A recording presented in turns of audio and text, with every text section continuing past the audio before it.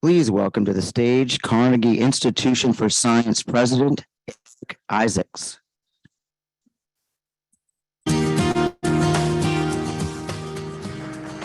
So, welcome everyone. We're delighted to see you. Some new friends, some people we've seen before. We are now in the Martin Luther King Jr. Memorial Library. This is our second event here, and we're delighted that you could make it here. It's a beautiful venue. Tonight we're in for a really special treat. We're going to hear from Dr. Margaret McFall-Nye, but I'm just going to give a little background. Even a few decades ago, we thought that all those microbes in the world out there, viruses and bacteria, fungi, all these little things were actually bad for health. They were bad for people, they were bad for animals, they were bad for things in the ocean. And it was several really remarkable innovations and discoveries that started us to really understand that not only are they not bad for life, they're actually fundamentally important for life. They've gone through the history of evolution with us and helped develop who we are. Just as an example, you're sitting in the audience, each of you have something like 20, 30 trillion cells in your body. You also are taking along with you something around the same number of these microbes. They live with you. They enjoy you, you enjoy them. They're very important for your life. And so this has really transformed the way we even think about life on Earth and life in general. When we start thinking that we're not alone, and we're not alone for very good reason. We've actually co-evolved with these little buggers. So you're going to hear tonight from Margaret McFall-Nye, who's one of the pioneers in this area of thinking about what's called the microbiome, these microbes that exist all around us and coexist and even become symbiotic to the point where animals, certain types of animals, can't live without them. We couldn't live without them, for example. So it's a very interesting history, and it's a very interesting study in biology. Now, Margaret is currently the director of our Biosphere Sciences and Engineering division. And in that division, we're trying to do something a little different by bringing together molecular biologists, geneticists, many types of biologists, developmental biologists, evolutionary biologists, along with ecologists who study the bigger environment in which we all live, to try to really understand these relationships between the very small and the very big, even to the point of Earth scale types of interactions of these microbes. Margaret is really a pioneering. She's a biochemist. She's a microbiologist, molecular biologist. She's done many things in her career. So I'd just like to embarrass her just a little bit with a couple of things that she has. She's a former Guggenheim Fellow, a Caltech Moore Scholar, an Andrew White Professor at Large at Cornell University. She's also a member of the National Academy of Sciences, the American Academy of Arts and Sciences, and the American Academy of Microbiology. So it's many, many honors and well-deserved honors. Margaret is here working with Stephanie Hampton, who's also here. I just want to welcome Stephanie, who's working with her and the whole group of scientists within that division from 3 departments. Yishen is, I'll introduce in a minute, Yishen Zhang is also here, really thinking through this problem of the future of biology. And so I think you'll hear tonight from Margaret a glimpse into what the future of biology is going to look like. So we're really excited to have her. Now, we also have here Yishen Zhang, who's a professor at Carnegie, and she works in Baltimore, and she's the head of a department called embryology, which is part of this division. And she's also been a molecular biologist for many years. She's studied many things. I won't go through all of them, but one of the things she has studied is this intimate, inextricable link between these microbes and living things. In particular, now she's worried about coral and the bleaching of coral in the oceans and how that's happening, why it's happening, but not just by measuring coral and their microbes, but actually understanding the genetic mechanisms underpinning that relationship between these microbes and the coral in which they share life. Now, the format tonight is we're going to introduce Margaret. She'll come up and give a talk, and then we'll have Yishen come up and address questions you have. We'll have questions, I guess I'm going to be a little bit, but we have this tool called Pigeonhole. So I think a lot of you see it from what's up here. You need to use the QR code, submit questions, and Yishen will do her best to probably put those questions together. Probably some will be similar, and she'll probably have to bring them together. And so Yishen will then be in a dialogue with Margaret. So with that, I'd like to invite you, Margaret, coming up and give your talk.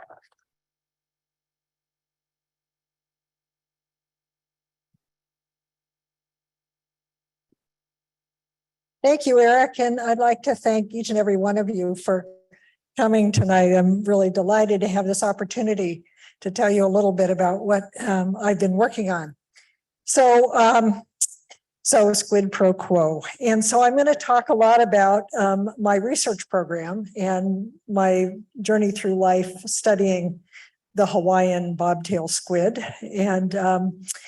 And what it is all about is it's living with a bacterial partner. And we live with many, as Eric said, and I'm going to talk about this particular one because it gives scientists a really great opportunity to get really close to understanding how these systems work. Down at the bottom of this slide is my field sites. And so the left-hand side is Kewalo Marine Laboratory. And actually, before I came to Carnegie, that was where my labs were. And I still have a lab there. I still maintain a lab there. Although I haven't been back since in the year that I've been here, I've been back. When my students go over to collect and do work over there, that's where they work. And then on the right-hand side, that's me. And just to give you an idea of how we collect this squid, and after I speak, we have some baby squid that hatched a couple of days ago that will be in a microscope out where the reception is. So I invite you to go see these baby squid because they're really cute. But these are night active animals, and I'm out in the evening with a flashlight and a dip net and collecting these guys from the back reefs of the Hawaiian archipelago, where they only occur, this particular species only occurs in Hawaii. So these are the stars of the show. On the left-hand side, that's the Hawaiian bobtail squid, and that's not a giant's hand. That's my technician's hand. And so these guys, this is an adult animal, and so they're little tiny calamarito. And so they they have a lifelong relationship that begins when they hatch out of their egg, in much the same way as our lifelong relationship with our microbial partners begins when we're born. They hatch into the water, and then they begin to recruit their bacterial symbiont. Turns out that this bacterial symbiont is a bioluminescent bacterium, and this is a plating of the colonies of the light organ, and it's taken in a dark room. And so you can see that these bacteria make light. What I'm going to do is I'm going to give you an introduction to animal bioluminescence, just to start off, and where this animal fits in to its oceanic environment and its sort of guild in the ocean. And then I want to go into talking about how the bobtail squid is allowing us to study in very, very deep experimental ways the field of symbiosis. Turns out that we all animal body plans, there are like 30 to 40 animal body plans, and all of those types of animals arose in the ocean around 540 to 520 million years ago. There was this big radiation, and all the major groups of animals evolved. That all happened in the ocean. And it's believed that at that time, there were 1 million bacteria per square centimeter of ocean. And today, there are 1 million bacteria per mil of seawater. So that was an incredibly strong biotic force that shaped all of the development over that next 600 million or 540 million years till the present. It's continued to shape who we are, as Eric mentioned. One example, there are like 1 million at this point in my career, but I'm just going to give one, and that'll be the example of circadian rhythms and how the symbiotic system is on a profound circadian rhythm. And I'm going to finish with talking about how our work has been applied, how basic science becomes applied. And you'll see a story about how this symbiosis has helped the military of the United States. So there are two ways in which animals generate luminescence. One is that they can make their own chemicals. And what it is they have something called a luciferin that they make, and that luciferin gets oxidized. It gets oxidized with oxygen, obviously, and that causes an emission of light. Okay, and there are certain chemicals that do this, and there's in the ocean, certain parts of the ocean, 99.9% of the animals are bioluminescent, and they're bioluminescent by this mechanism. So particularly just below where it's very bright light, there's an area of the ocean called the mesopelagic zone from 100 meters to 1,000 meters. 99.9% of the animals there are luminescent by this method. And what a lot of them do is they counter-illuminate there. And so you see here, this guy has a row of photophores underneath, and it has a row of this is taken by its own light underneath. And so they do a whole bunch of different things that I'm showing here with the luminescence, but this is probably the most common thing. And that's because in that zone of the ocean, the light is extremely predictable. So what they're doing is they're emitting ventral light to match downwelling moonlight and starlight so they don't cast light against the visual field of a predator looking at from below. So they're camouflaging. So that's one way. The second way is to make friends with microbes. And so there's a whole array of microorganisms in the ocean that are luminous. And a lot of them are free living, but a lot of them live in a collaboration with animals. And so what you're seeing in the upper right-hand corner at the top are flashlight fishes. And that's a little organ that has luminous bacteria in it, and the anglerfish. And then down here, this is the little guy that we're going to talk about today. That's Euprymna scolopes. So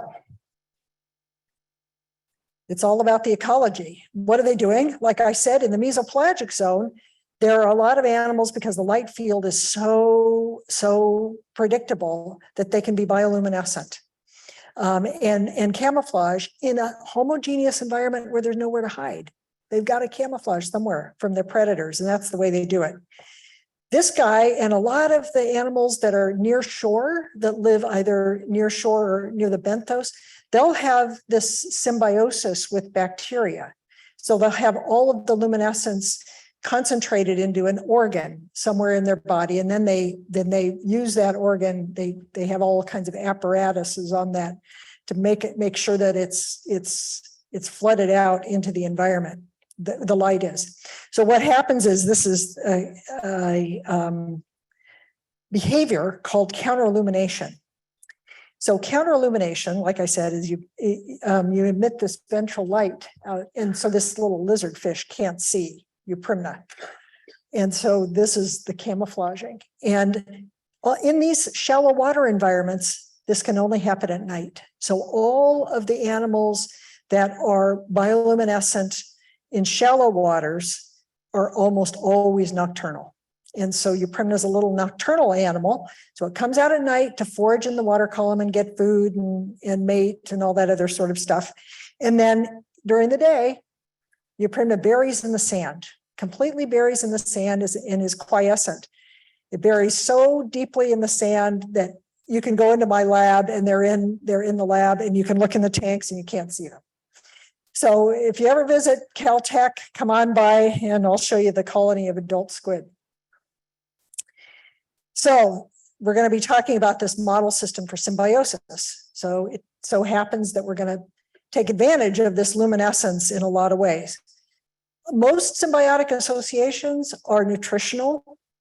And so it's very difficult to take away that benefit that the symbionts give to you. In other words, it's hard to separate that from how they actually live with you.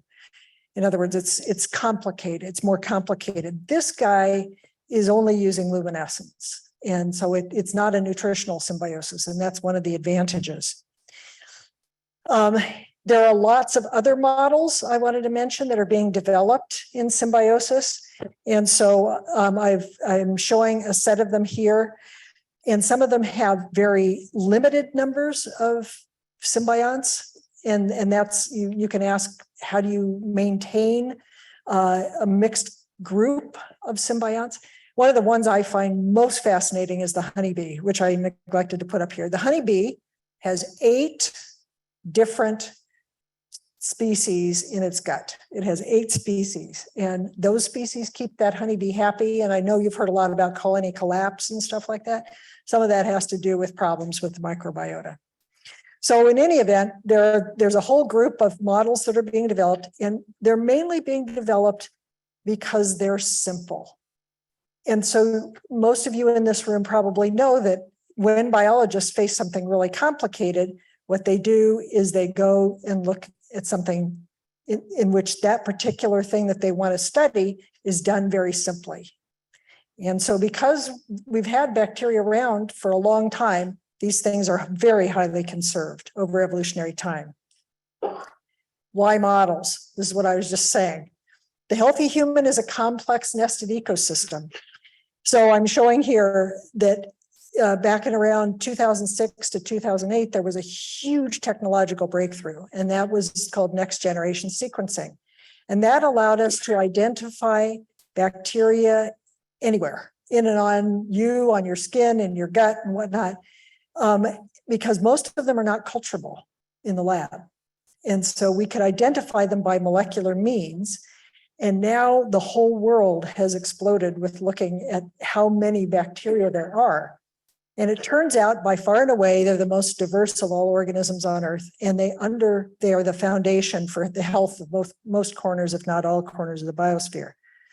So as Eric mentioned, we have 10 to the 13th to 10 to the 14th cells in our microbiome, about hundreds to 1,000 species. So it's very, very, very rich. And because there are so many different species, each species has a different set of genes. And so when you look at a human, how do I go back? When you look at a human, what you see that there are about 23,000 genes in a human. And because there are 1,000 different kinds of bacteria, there are probably, or they estimate about 2 million genes. So look at the person next to you. 99% of those genes are non-human. Okay, so why this species? So, why are we using models in general? Now, why this particular species, and why I have been studying this for the last 30 some years, because it's really been very compelling. So the squid Vibrio system is a binary symbiosis, which allows us to listen in on the dialogue between the bacteria and the host animal. And I always ask this question, how many have seen My Dinner with Andre? It's a really very, very cool movie. These two guys come to dinner, they sit down to have a wonderful dinner together. And when you first meet them, you think the guy on the left is sane and the guy on the right is crazy. And at the end of the thing, it's the other way around. In other words, you really get to know and understand these two guys. You get to understand their motivation and exactly how they're interacting with one another. Now that's like Euprymna and Vibrio fischeri. It's a little symbiont. Now down in the corner is the Kumbh Mela celebration in India. And that's like our gut. And, try to understand what's the relationships and the dialogue among all those people. It's like impossible. So, I mean, it's a kind of fun analogy.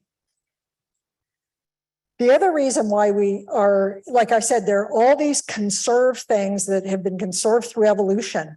So the form and function, so in your case, all of your bacterial cells that are associated with your body are associated with the surfaces of your epithelia. So along the gut, your gut, along your skin, and so on and so forth.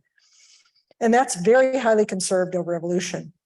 So what I've got on the left-hand side is the bronchial epithelium, and on the right-hand side is Euprymna's ciliated fields. And at the bottom in the intestine, you see that those green things that are sticking out are called microvilli, and they interact with the bacteria in the gut. And then on the right-hand side, the bacteria of the squid go into these deep sacs, or what we call crypts, and they continue to be extracellular like they are in our gut, and they associate with microvilli.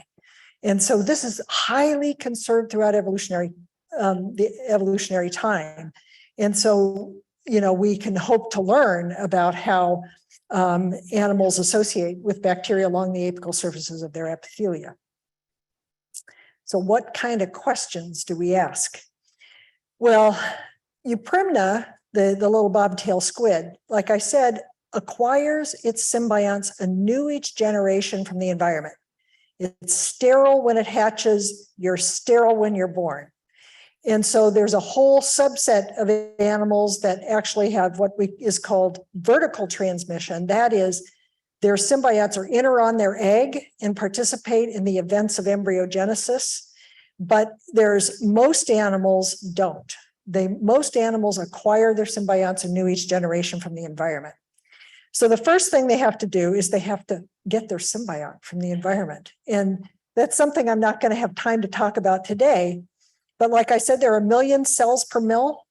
About 100 of those per mil are Vibrio fischeri in the environment where the squid lives. So about 0.001% or some very 0.01%, very low proportion of the bacteria in the surrounding seawater. And yet within 3 hours, they've pulled in their symbionts and they're colonizing their organ, which is really a phenomenal feat. So they have to recognize them. There has to be specificity. You know, all bacteria are about the same size, and so they have to figure out who their partner is, and then they have to bring them into the tissues. Then it's very common that the symbiosis has a developmental phase. So, for instance, in humans, the tissues, the immune portions of your gut require interactions with the microbiota to mature. And it's a very specific molecule on the surface of bacteria that's responsible for that maturation. And it turns out in the squid, it's the exact same molecule that drives maturation of the tissues with which the squid associates. So it's very cool. It's a very cool thing. But there's development that's associated usually, and then they come to détente. They come to an agreement with one another. They have to be stable. So the system eventually after developing has to be stable throughout the life history of the host animal. And so how is it that the immune system doesn't rid the host of its bacteria, nor do the bacteria overgrow the animal? Must be a delicate balance. And actually, that's what I'm going to be talking to you about today. That's the example I'm going to give you. The other thing that we're really interested in are the differences between a beneficial association and a pathogenesis. As Eric said, we used to think all the bacteria were bad. Well, it turns out when I talk to physicians, I always say, okay, how many bacterial infections have you had in your life? Not too many, right? Maybe 20 or 30, I don't know, depends. But the microbes that you gather that you start getting them as you go through the birth canal, those microbes are with you your entire life, every single day. And so that has to be shaping you much more than the response to pathogens.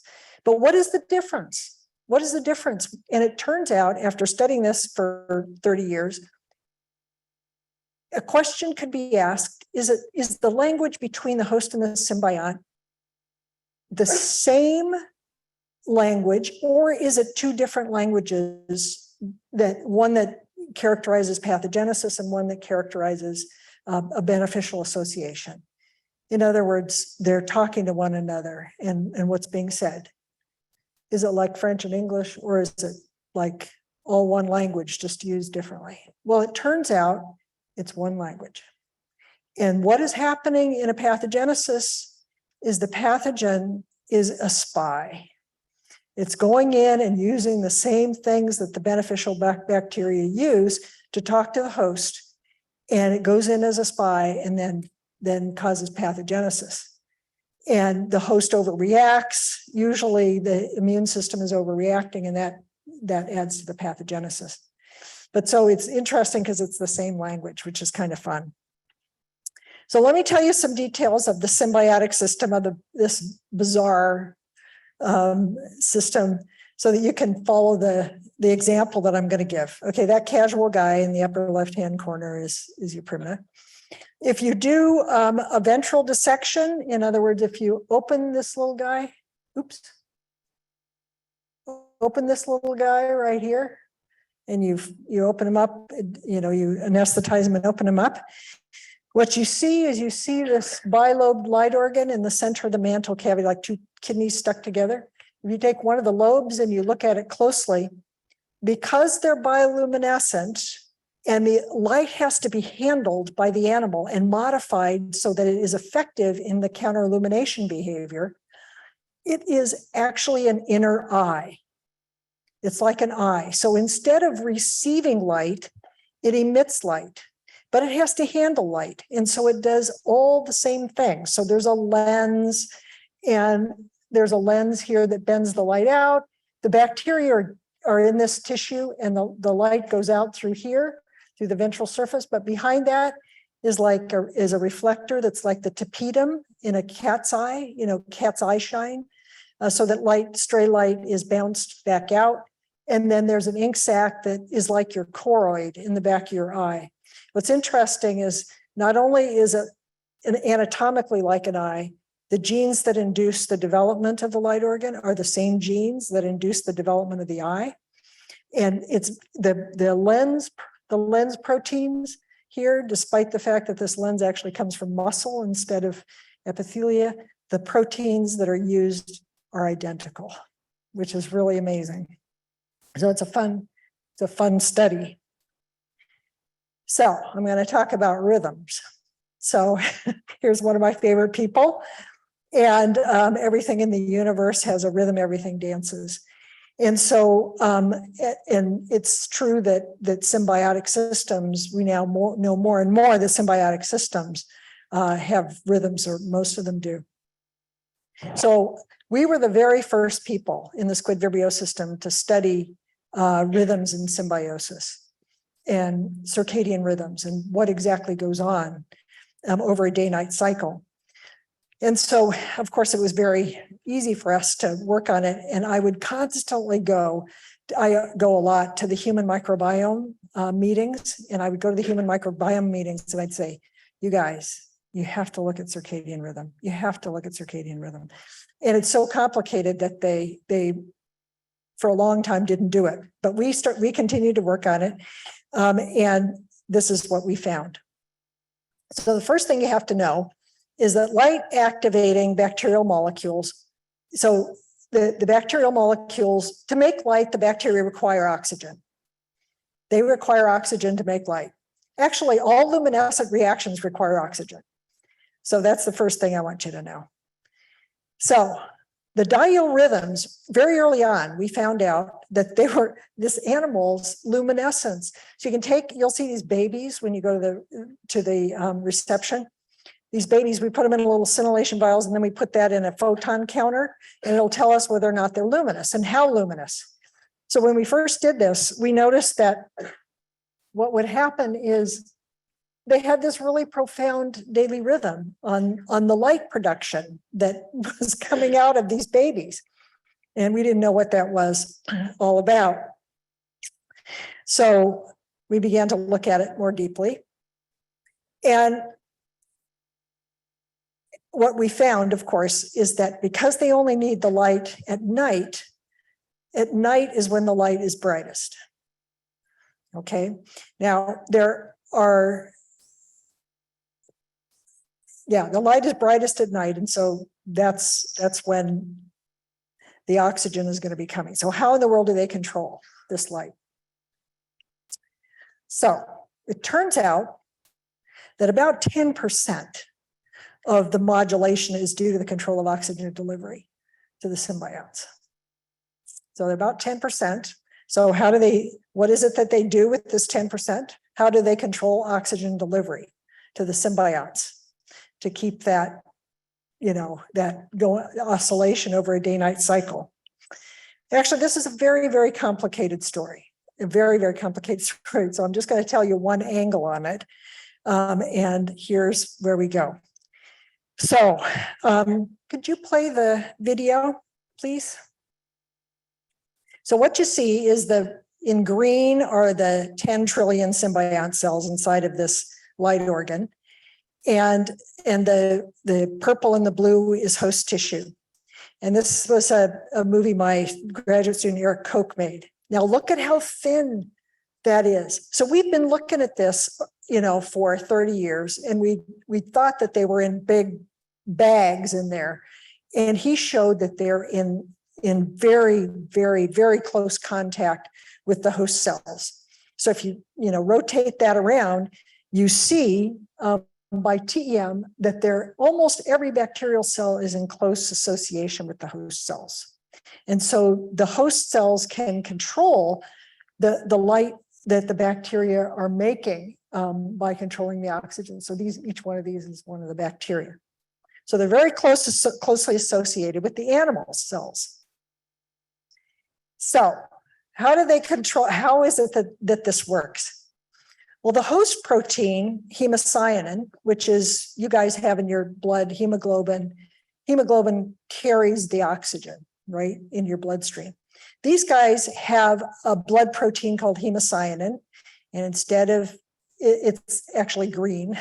it's not red like ours is, it's green, and it carries oxygen to the crypt spaces where the bacteria reside. And so the animal gets the oxygen at its gills, and it sends it up to the light organ. So hemocyanin, instead of the center of the hemocyanin here, if this were hemoglobin, that would be iron. And in squids, the center is copper, and that's why it's green. And this hemocyanin molecule binds the oxygen in the center. Okay. So it grabs it at the gills and the hemocyanin and transports it bound to the light organ. So how and why does it come off when it gets to the light organ? Well, the whole key is about the pH of the system. And what it is when the pH is high, where the bacteria are, there's low acidity and they're dark. The bacteria are dark. At high acidity, which happens at night when they need the light, at high acidity, they are offloading the oxygen from the hemocyanin. And so low acidity, it only occurs at night. When they need that bioluminescence, those molecules go into the crypt space, and because it's acidic there, they dump their oxygen. And that's how this whole thing works, which is really cool. Now, what I don't have time to tell you is why it's acidic. If anybody wants to know, I'll mention it briefly at the end, but it's a very complicated story, actually. So I told you that only 10% of the modulation is due to control of oxygen delivery to the symbionts. How is the other 90% of the bacterial luminescence controlled? Well, turns out that when this animal buries in the sand every morning at dawn, when it's quiescent, it doesn't need all those bacteria in its light organ because it's not going to be counter-illuminating. So what happens is, oops, yikes. What happens is there's pores on either side, and 90% of the symbionts are vented into the surrounding seawater at dawn in response to the dawn light cue. So if you don't give it a dawn light cue, they don't do this. So it's really amazing because that probably seeds the environment for the babies that have to pick up the symbiont. And also it controls the symbiont number in the light organ. So what happens is the symbiont population varies drastically over the day-night cycle. And so there's the other 90%. There's 10% is oxygen control, and the other portion is due to this venting behavior. So they expel and quickly grow back up, and then there's no growth. And during that no growth period is when it gets very acidic, and they become very, very, very bright. And so can you imagine the evolutionary selection that had to go on to do this? It's just amazing. But there are several other symbiosis-driven rhythms that I'm not able to talk about today. But on the left-hand side, I'm showing the host ultrastructure undergoes a dramatic remodeling, such that most of the day, it looks really like nice, healthy tissue. The microvilli look very good and so on. Just before dawn, the microvilli efface, and that TEM at the bottom on the left-hand side looks just like what happens when you get, if you have EPEC from hamburger. That's what happens to your intestine. It effaces. And so, this happens on a day-night cycle in a beneficial symbiosis. In the middle, what's driving that acidification is that the bacteria living in the light organ on the left-hand side through the day, they're doing a kind of metabolism that is pH neutral, that gives it a high pH. Then at night, the animal begins to feed them something different. And that something different causes them to do a different kind of metabolism called fermentation, which drives the acidity way down. And so the bacteria are saying to the animal, I need acid so I can give you the light that you need to do counter illumination. So that metabolism of the bacteria is on a day-night cycle. And then on the right-hand side, for those of you who know some molecular biology, the gene expression is tremendously variable over the day-night cycle. Just before dawn and just after dawn, you get these huge excursions of both the host and symbiont in their gene expression. And so it's a very, very, very profound circadian rhythm I've got, et cetera, et cetera, et cetera. And these are 3 examples. One of the things that's really cool is that all of the host rhythms are not hardwired into the host. They require the presence of the symbiont. So if you keep the baby non-symbiotic and you let it grow, those rhythms never happen in this tissue. They require the presence of the bacteria. Not only do they require the presence of the bacteria, you can make a mutant in bacterial light production, and that mutant that doesn't make light cannot cause the change in rhythms, cannot cause the rhythms. So I just want to show here that we had this paper. It was a huge crescendo. You can see all the authors on this paper. My postdoc, Andrew Weir, was the major person on it. And this was a paper we had in PNAS in 2010. And at that point, if you look at any measure, there aren't any articles about circadian rhythms in the microbiome. But now, a total of 570 publications since 2013 and 350 in the last 3 years. And I kept going and talking to these people, and I'm on a lot of advisory boards for microbiome. And finally, I got some traction, I think. And they began to look at it. I'm not sure I had anything to do with it, but there you can see some of these are really wild, like rhythmicity of the intestinal microbiota is regulated by gender. Yeah. Anyway, yeah, there's a lot of amazing articles of this sort at this point. So it's a big and growing field. I want to finish up by talking about discovery to application, because obviously you guys have been listening to me, and I'm a basic scientist down to the quick. And I really believe, as Max Planck said, that there is no applied science without good basic science as foundational. And so it's really important. It's such a great privilege for me to speak to you people, because the opportunity to say thank you for supporting basic science is really heartfelt. So exploiting the experiments that nature has done through evolution. So discovery to application. Okay, what's the darn discovery that my lab made that seemed useless? One was that we looked at this reflector, and nobody had ever figured out why squid eyes are silvery. They didn't know the biochemical basis of that silveriness or the silveriness of the iridophores in the skin, that make them shiny. Well, it turns out that being a biochemist in my postdocs, I began to look at this with a postdoc of mine, Wendy Crooks, in the lab. And this this reflector, it turns out, is a very unusual biological material. For those of you who are chemists or biochemists, it's a protein. It turns out it's a protein. And what it does is it's laid down in layers.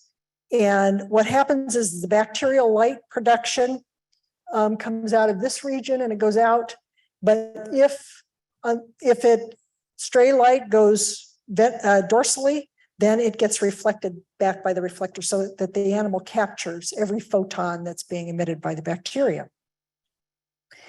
But like I said, it's very unusual material, and it turns out that it's a protein, and we called that protein Reflectin, and it's the first protein-based biological reflector described.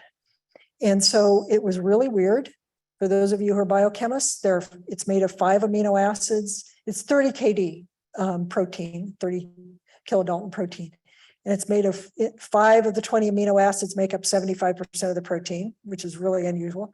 And lots of methionine, lots of tyrosine, lots of things that are typically rare. This was really weird. And it turns out that this protein accretes into layers, and these layers are very reflective. And you can see these layers, what they look like on TEM. And so what's the application? Where did this go? So this guy approached me, Elongardetsky. He's at UC Irvine, and I've been working with him now for about 15 years. And he came from Caltech. He was at Caltech as a graduate student with Jackie Barton. And he then went to UC Irvine. And his entire lab studies the reflectins. And he's been doing amazing things with these. It turns out that you can take, so the protein I mentioned is 30 kD, but it's made of 6 repeats. And you can take one of those repeats and express it in vitro. In other words, you can put it in the laboratory and make it artificially. And it will self-assemble into a mirror. So this is an amazing protein. This is amazing protein. So Elan began to work on this, and he became fascinated by it. And he's now an associate. He came to me as like a second-year assistant professor, and he's made his career on this protein. But it's really fun. So one of the things is that they're impregnating it into the suits of the military so they can't be seen with night vision scopes. So the infrared is reflected back on that. And so you can see he's done these amazing experiments.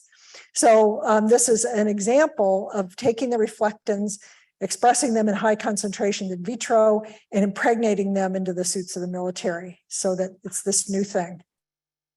I wanted some of the projects going on in the in Elan's lab. Color changing composite materials, camouflaging and signaling systems, bioelectronic control of cellular signaling, thermoregulatory, he's putting them into so that they can be used as thermoregulatory composite materials. And then he's engineered these into mammalian cells. So he has mammalian cells that now produce reflectins. The fun thing was we had shown that reflectin, one of those repeats is antimicrobial. And we're very fascinated by this because you find reflectins, not just in the reflector, but when you get that paste that comes out in the morning, you can collect that paste. And when you analyze it, there are reflectins in there. What are they doing there? Well, Wendy Crooks found that one of that's antimicrobial, that reflectin is antimicrobial. It's like, whoa, that's amazing. So Elan was just up at Caltech. We had lunch to talk about this. He comes up to me and he says, this is antimicrobial. He said, I've got 2 mammalian cell groups, one that has reflectins and one that doesn't have reflectins. The ones that have reflectins never get fouled by bacteria or fungi. And the ones that don't have reflectins, they get fouled by bacteria and fungi. And so, there's some interesting things for Elan in his future.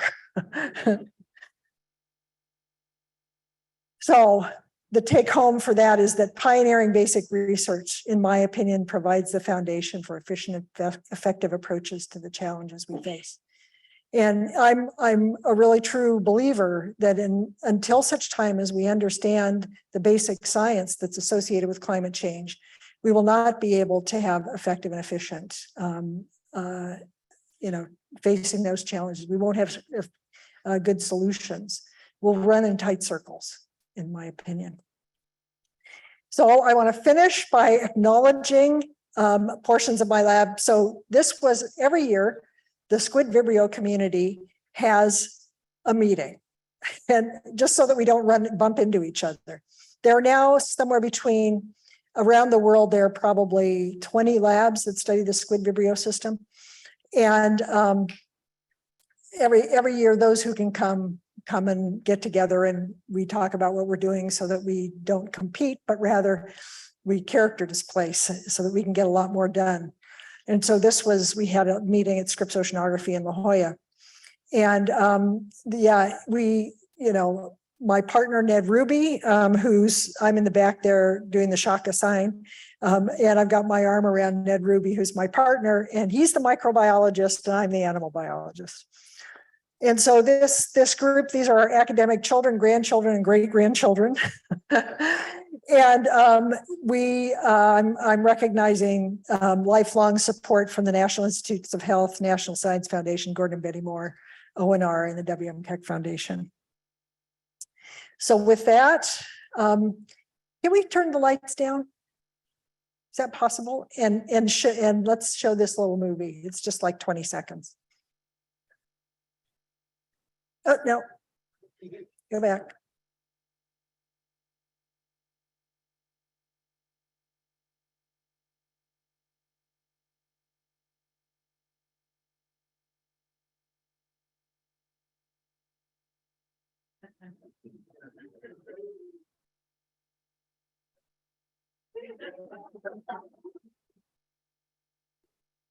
Aren't they cute? So with that, thank you very much. All right, what a wonderful talk, Margaret. I'm going to help you with the questions. I'm going to go by the voting, and you can continue to post questions. So I'm not going to read from the questions. I'm going to synthesize a little bit. The first question I think the audience would like to know is, if you treat your squid with antibiotics, what is going to happen to the squid in their biology and in their behavior? Well, it's actually depends on where after they've been colonized, at what time point. So there's a time in the first 12 hours that the bacteria get in, and they give the animal an irreversible signal for development. If you cure before 12 hours, they will never develop. But if you cure after 12 hours, they'll continue to develop. So there's a plasticity to it. The antibiotics, the other thing that you can do is you can engineer Vibrio fischeri to be resistant to certain antibiotics. And so you can manipulate how the animal does and does not respond to a different antibiotic. So it's the antibiotics also, you can cure the light organ, and then the animal, of course, can't luminesce. And I mentioned that the other thing about the dark bacteria, I said that they cause the rhythms. If a baby is colonized by a dark mutant, it'll colonize for 24 hours, just fine. And then it says you're gone, and it gets rid of those dark bacteria. And it knows that they're not doing their job. So the antibiotics are, obviously a very powerful thing against the bacteria. But also you have to be careful in your experiments, because antibiotics also influence animal cells. And so that's why there's this power of genetics with manipulating the bacteria. Okay. So the next question that's also popular is about which species that has most microbiota. Microbiome. Which species has the most? I don't know. My suspicion would be the blue whale.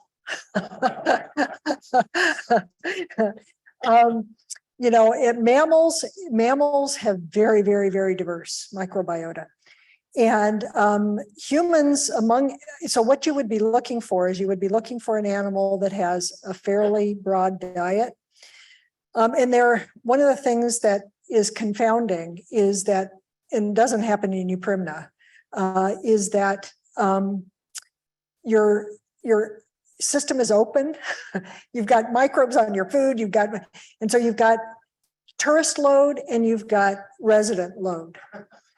And so you've got bacteria that were always with you, that you got from your mother and so on and so forth, and they stay with you forever. But you also have this group coming through that is your tourist microbiota. Now, the economy, so what you're saying is that there's a co-evolved set, and then there's a set that just happens to be there, depending upon what you eat or whatever.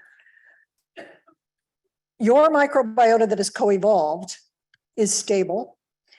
And matures between the ages of 0 and 3, something like that. At the same time, your adaptive immune system matures, okay? And that's the time when children can go into starvation that is irreversible. Once you've got a mature microbiota, that typically doesn't happen. So there's a very critical time. So it's, I think, what one has to do, though, is realize that there's a co-evolved microbiota and a resident microbiota. And what I always say is I lived in Wisconsin. I was at University of Wisconsin-Madison, and the tourist load was very low. I can tell you, the tourist load was very low. But I also lived in Hawaii, and the tourist load was very high. And in Hawaii, they were very, very, very important for the economy.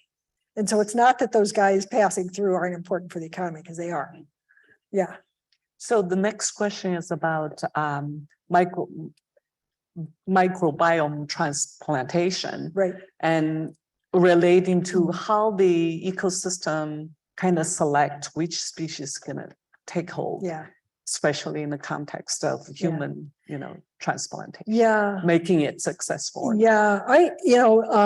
What the human transplantation of the human microbiome is now quite a big thing in medicine, right? It's called fecal transplant. And it is, so when 19% of the people in this room carry something called Clostridium difficile. And there's some evidence that when it's imbalanced, C. diff is actually beneficial. Okay. However, if you take antibiotics, it's very possible that you'll get a C. diff infection, and it can be lethal. And so treating it is very difficult, actually very, very difficult, because those particular bugs go into spores. I mean, it's a mess. In any event, antibiotics are not that good at treating it. So there was a guy who at I think Mayo Clinic who decided to do the first fecal transplant. A woman who had been in a wheelchair because of a C. diff infection. She was just confined to her home and so on and so forth. Within one day, she had been cured with a fecal transplant. It is 95% efficacious. And so it's one of those things where I was actually on a National Academy committee called the Forum for Microbial Threats at the time. And at the end of one of our meetings, they started talking about how a subgroup of them was going to get together with the FDA, because the FDA didn't want this happening. And the physicians were saying, I'm not going to keep my patients from getting this treatment because, it's so efficacious. But I think that's a major. So how does the ecosystem decide which bacteria or whatever is going to take hold in the gut? Right. So you have to be really careful with that. And so there was a story of a woman who got C. diff, and she had a daughter who was quite obese. This daughter was quite obese. She got a fecal transplant from her daughter, and began to gain weight. She went from like 130 pounds to 200 pounds within 6 months or something like this. And so they do take hold. They do, if you're, I mean, it's something that is, you don't want to have happen in the wrong way. So you just want to be very careful. Yeah, you want to be very, the very direction you do it, because the existing ecosystem could impact Yeah. the consequence. And I hate to, this is kind of not the greatest subject, but people in this field bank their own. Before they get sick, they bank their own. Yeah. So along this line, then another question is, I mean, it seems to me that you could use some bacteria or microbes to treat antibiotic resistant. Mhm. Is there any application currently, and how this area is developing? Well, the antibiotic resistance that I am aware of, the treatment is largely phage. I mean, one of the major frontiers is phage. I'm trying to think bacteria.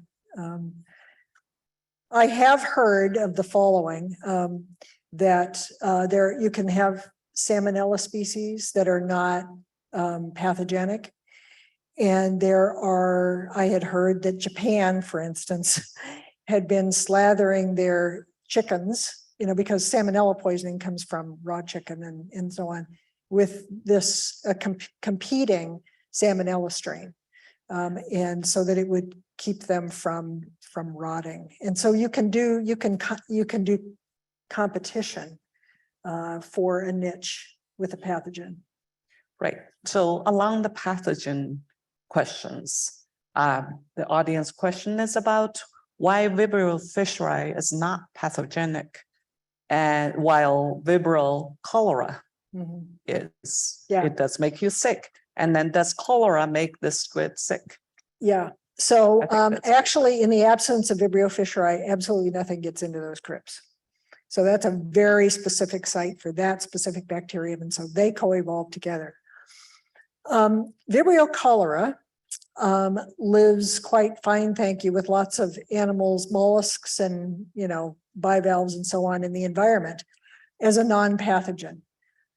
There are a lot of pathogens of humans that are what is called opportunistic pathogens, and Vibrio cholera is one of them. In other words, it's really not evolved to be a human pathogen. And so there are cassettes in Vibrio cholera that cause these things, but so if you go to the CDC and you look at the select agents and the things that are pathogenic microbes, there's a list of 60 or something of them.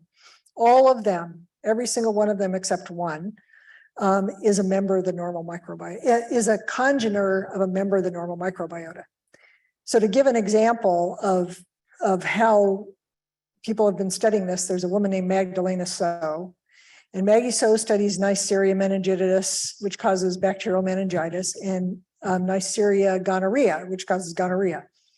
And she came and gave a seminar in Wisconsin. And of course, knowing me, I raised my hand and I said, there are 12 species of Neisseria that are part of the normal microbiota. How much of the language of Neisseria gonorrhea and meningitidis, molecular language, is shared with these? And she's, at that time, this was like 2004 or something, she said, nobody will give you money to study that. And I said, okay, it's just a question. So she goes back to her lab and is really curious, and she takes all the beneficial Neisseria species, and then she does the full genome sequence on all of them. And it turns out that meningitidis and gonorrhea came from the normal microbiota. They are offshoots of the normal microbiota Neisseria species. And so, they're like I said, they're spies. Pathogens are spies. But there are a lot of things like Vibrio parahemolyticus is another example that is not a professional human pathogen. That's not what's driving its virulence determinants at all, is human pathogenesis. It's just a boo-boo a bad one that happens, an unfortunate sort of thing. Now, Vibrio fisheri is kept in check by the animal, just the way we're kept. Our microbiota, you pour antimicrobials out into your gut. They're called antimicrobials, and I've been trying to get the field to change its lexicon and call them something else, because what they are is they're molecules that shape the communities that are in your gut. So there's one called Reg3 gamma, which is anti-gram-positive bacteria, but there are plenty of gram-positive bacteria there. So it has to be something that modulates those bacteria. And in Euprymna, the animal puts out all kinds of antimicrobials. And so, and the bacteria have all kinds of things that are toxic to the animal. And remember, I showed you that picture of the effacement? Well, what had happened there was that there are two enzymes that break down the toxins of Vibrio fisheri. And the animal puts those two things that break down the toxins into the crypt spaces. They're enzymes, and those enzymes are pH sensitive. When the pH goes down, they don't work. And so the tissue goes to hell. and so this is something, as it turns out, that's natural. So fisheri is free in the water column. There are some species of fisheri that are free in the water column, and a lot of them are symbiotic. Okay, well, it's very engaging. In the interest of time, we'll have one last question, and that has received a pretty high vote. That this is regarding how microbiota aid human being skills. I mean, you've talked about the wonderful example of bobtail squid. Mm-hmm. Is there any examples that we know of that our microbiota really enhance our abilities in our daily life or in our health? So humans are vertebrates, and vertebrates have, depending upon how you count, 10 organ systems: respiratory system, reproductive system, gastrointestinal, so and so on, nervous system. Eight of the 10, depends on how you count, or 9 of the 10 have components of the normal microbiota that have co-evolved with that human. And so for the health of each one of those systems is reliant on a balanced microbiota that's appropriate for that particular thing. The other thing is that by any definition that a biologist would give, it is the 11th organ system. In other words, that microbiota of your gut communicates with the microbiota of your lungs, communicates with the microbiota of your skin. People who have eczema because they have gut problems. Okay. So it's a really interesting sort of thing. That the other thing that's really big now, hugely big, is the gut-brain axis. And so what goes on in your gut, something like 18 to 20% of the small molecules in your bloodstream are bacterial in origin from your normal microbiota, mostly from your gut.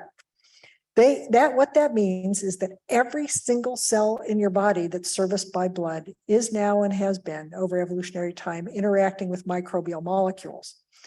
And so when that gets out of whack, you get, they're showing Parkinson's disease, autism, MS. They're all falling, that there are very, very strong correlations. And in many cases, they've been able to show cause and effect using mouse models. But something that I'd really highly recommend for you guys who are interested in this topic, a documentary just came out by 2 people, a guy named Martin Blazer and a woman named Maria Dominguez Bello. And it's a documentary called The Invisible Extinction. And the documentary is an hour and a half long. It's really great. I had the privilege, they opened it in New York and they opened it in Los Angeles. And Marty and Gloria opened it in New York, and I had the privilege with 2 or 3 other people to open it in Santa Monica in its opening in Los Angeles. And we did a Q&A very much the same way doing here with Yixin. And the thing was an hour and a half long. The documentary is an hour and a half. The Q&A at an hour and a half the four of us said, that's it. And everyone's, ran from 7:30 to 9, and the Q&A went from 9 to 10:30. We had to tell the people, we're going to cut it off now. I mean, there's so much interest in this. It's really remarkable. Well, thank you.